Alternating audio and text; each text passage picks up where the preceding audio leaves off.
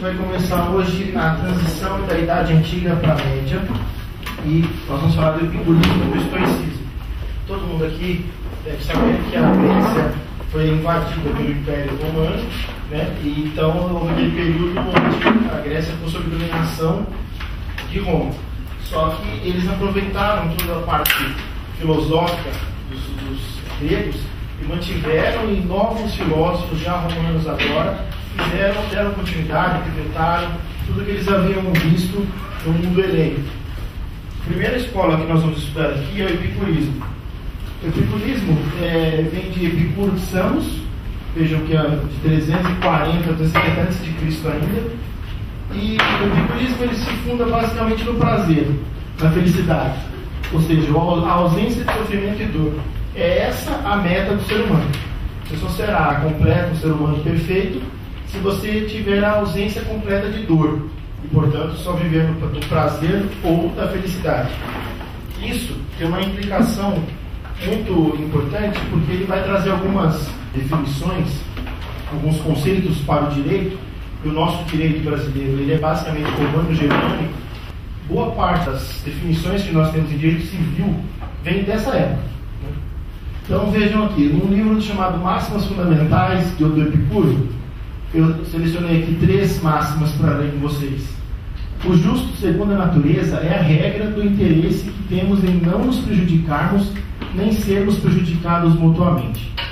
Para Epicuro, a justiça é quando você não faz aquilo que não querem que faça com você.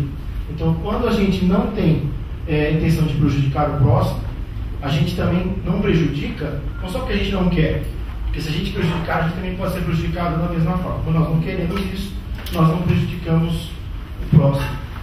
Isso tem várias implicações, já desse ponto que nasce aquela expressão que o meu direito termina onde começa o do próximo. Então isso já vai dando alguns nortes que nós vamos verificar no Código Civil nosso atual, artigo 16 do Código Bevilacqua, também já tem essa ideia de você comete dano a alguém, você tem que reparar na mesma medida, porque você não pode causar dano. Se você o fizer, tem que ressarcir. A máxima 32 fala: em relação àqueles dentre os videntes que não puderem cumprir pactos para não se prejudicarem pessoalmente, nem serem prejudicados mutuamente, nada há que seja justo ou injusto. Isso também vale para os povos que não puderem ou não quiserem cumprir os pactos para não serem prejudicados mutuamente.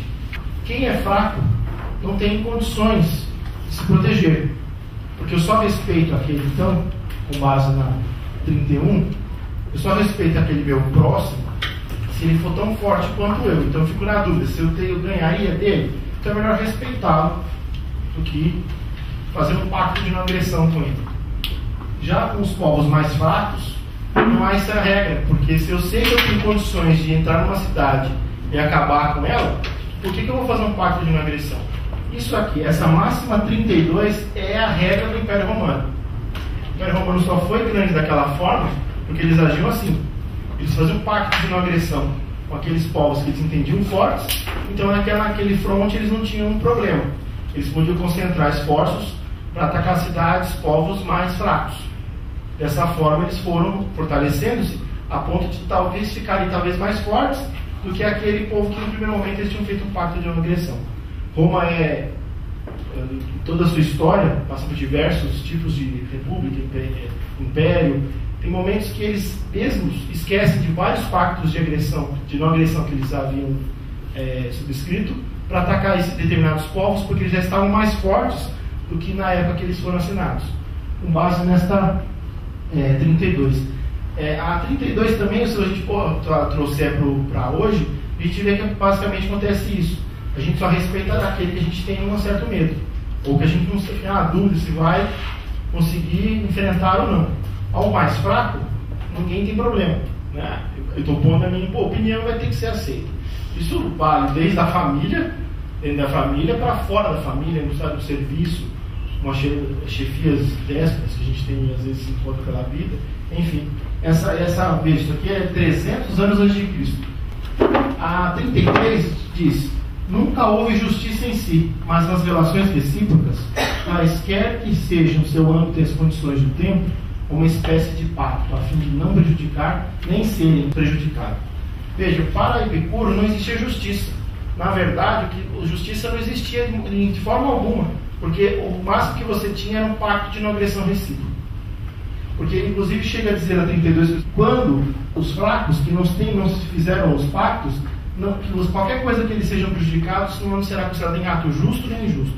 Ou seja, invadir, acabar com uma outra cidade ou até um outro povo, isso não é um ato nem de justiça nem de injustiça.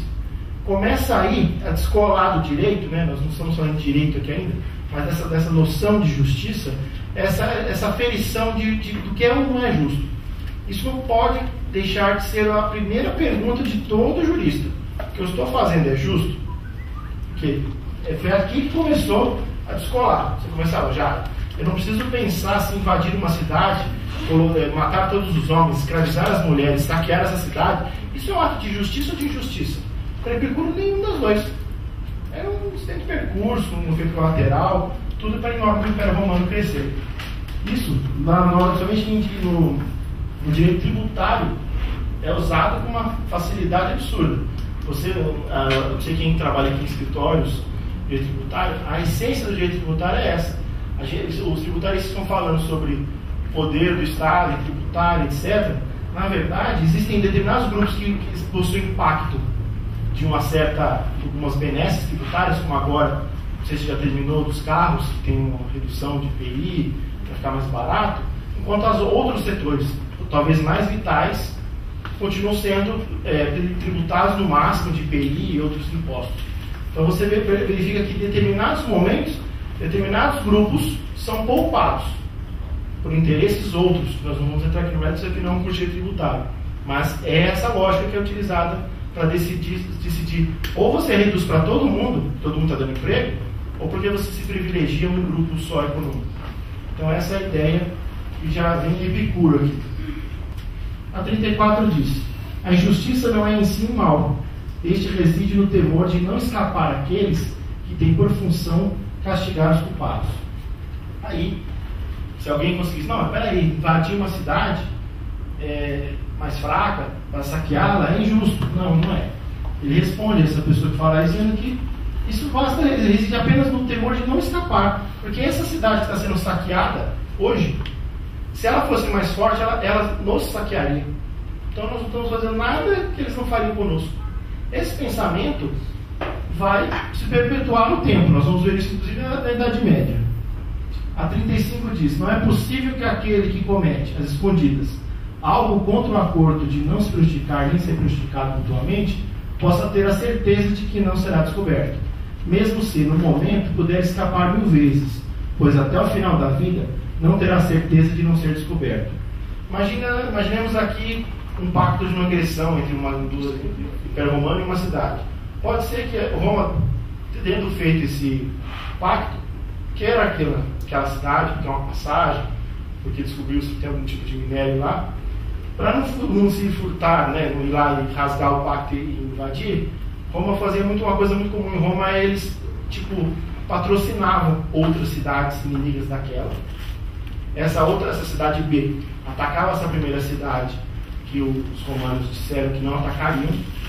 Uma vez saqueada pela cidade B, os romanos atacavam a B, porque eles não tinham nenhum tipo de pacto com essa cidade B. Eles achavam que estavam sendo até financiados por Roma, que eles estariam, então, nós somos amigos de Roma, o futuro agora nos pertence. Só que o que eles estavam fazendo, na verdade, era só burlar essa regra. E aí ele baixa nessa máxima de 35, dizendo que aquele que frauda esse pacto, ele sempre vai ter aquela ideia de que ele um dia vai ter sido descoberto, até o fim da vida. Porque ele fica com aquela culpa, como se ele tivesse cometido um crime e não sabe se um dia vai ser descoberto. Essa questão da culpa, a qualquer tempo você pode ser descoberto, está na base do direito penal.